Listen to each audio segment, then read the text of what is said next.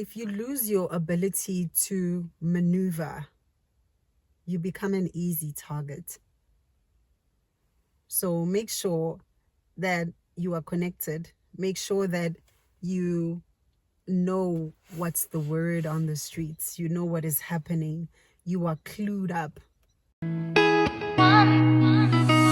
can tell you want me. Turn it up, turn it up. I can show you how. Take it up.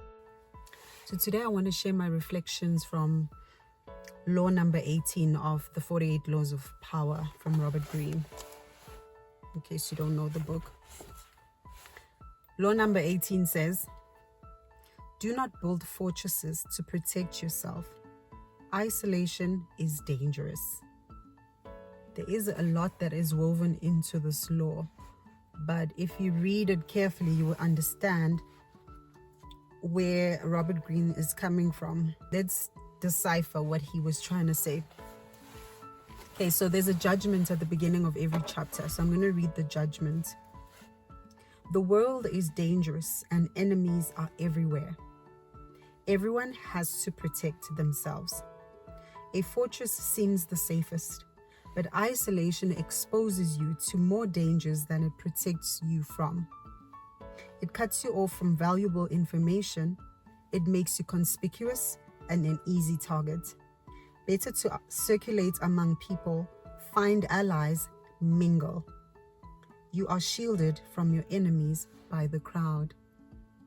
Now, if that doesn't explain anything to you, I don't know what will. But let's dive in. So he makes a reference to Machiavelli's argument about a fortress. He says, in a military sense, a fortress is invariably a mistake. The higher you go in life, the more isolating it is. It's isolating in the sense that when you become more and more powerful, or you move to a higher ranking in terms of status, a lot of people want a piece of you. A lot of people want what you have. Everybody wants access to you. Some people ask for help. Some people just want what you have. So it's inevitable that you will have enemies, you will have frenemies, and so on. But isolation wasn't meant to be something permanent. Building a fortress around yourself is not going to protect you from danger. It's going to isolate you. You're going to become an easy target, and you might die or you might get sick. So Machiavelli says a fortress is designed to defend you, but it actually cuts you off from help, and it cuts off your flexibility.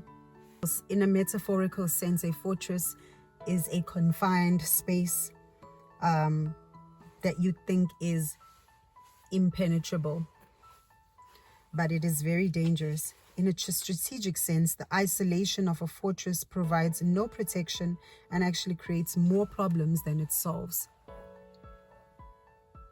So human beings are social creatures, and we are meant to socialize. We are meant to network. So if you are going through a tough time and you've been through a lot, you need time to think. It's okay to isolate yourself. That's what the whole chapter is essentially talking about. It's okay to isolate yourself for a short period of time, but it's not meant to be permanent. It's important to make friends, make acquaintances with people from every walk of life. Think of your circles as different rooms. You have different circles, and these circles lead to one another. You know, when you have a room in a hotel and it interleads to another room, think of your circles that way. From one circle to another, there's an interleading door that leads to the next circle. Make sure that you mingle with people from all walks of life, because that way you have access to information, you have access to what's happening on the streets, you have access to the latest trends of the times.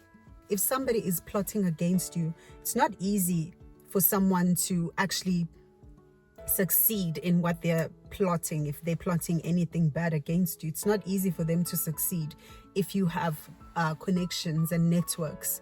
So nothing remains a secret. It will eventually reach your ears. You will eventually know that somebody's planning something against you. When you build a fortress around you, everybody knows where you are. A lot of people know where you are because you are protecting yourself. Your circle is very small, so finding you would be easy.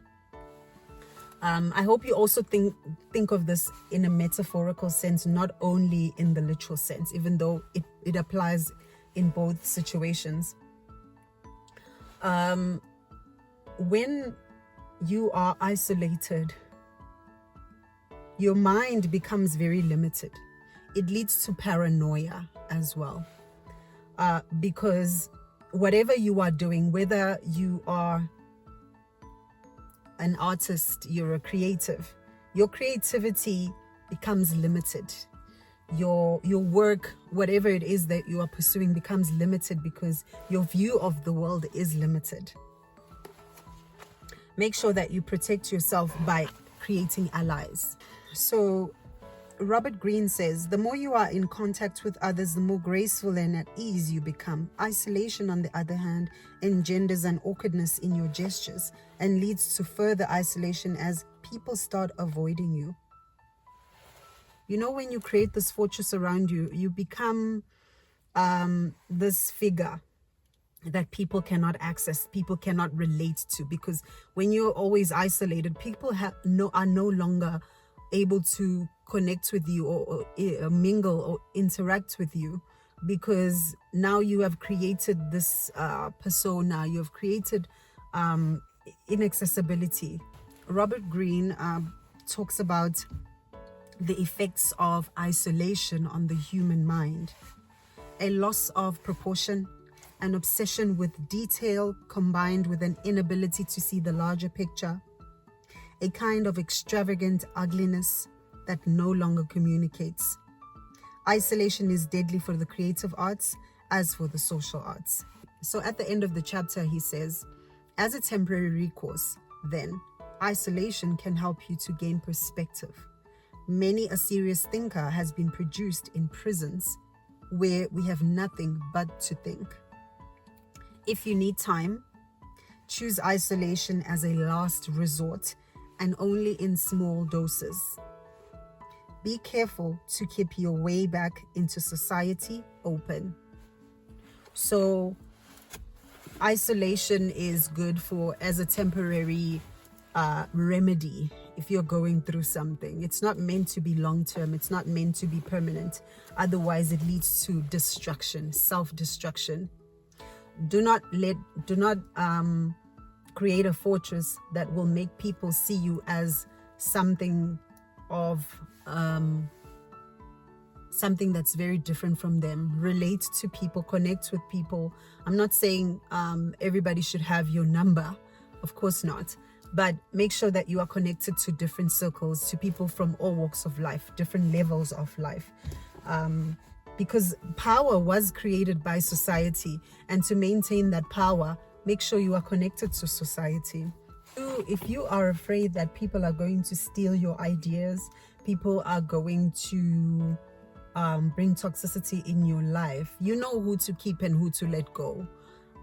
Choose your people wisely, choose your tribe wisely. It's good to have a tribe of people or squad of people around you. Someone who's very sociable, be able to mingle. I've seen this in my life. I've seen it work for me in my life. I know that when I am going through something, I know who to call. There are people that I'm connected to who are not even my friends. People who when you see these people, you might be like, how does she connect with them? How does she know these people? It's because when I'm in a place, I adapt to my surroundings. I'm not saying downplay yourself, but make sure that in every environment that you are in, you are able to adapt. You are able to make connections that will help you in the long run. You might not know when. of course, I have connections here in South Africa, but I also have connections in other countries. I have a friend in Brazil. I have a friend in Korea. I have friends in China. I have friends in Thailand. I make sure that I maintain these connections because I don't know where life might take me. I don't know what might happen tomorrow. I don't know when I might need these people. So it's good to have connections from all walks of life, from different cultures, because it gives you a wider view of life, of a wider perspective of what's going on in the world. So I hope this inspires you. Isolation is dangerous. So I'll see you in the next video. Don't forget to subscribe, hit the notification bell, press a like and share. I'll see you in the next video.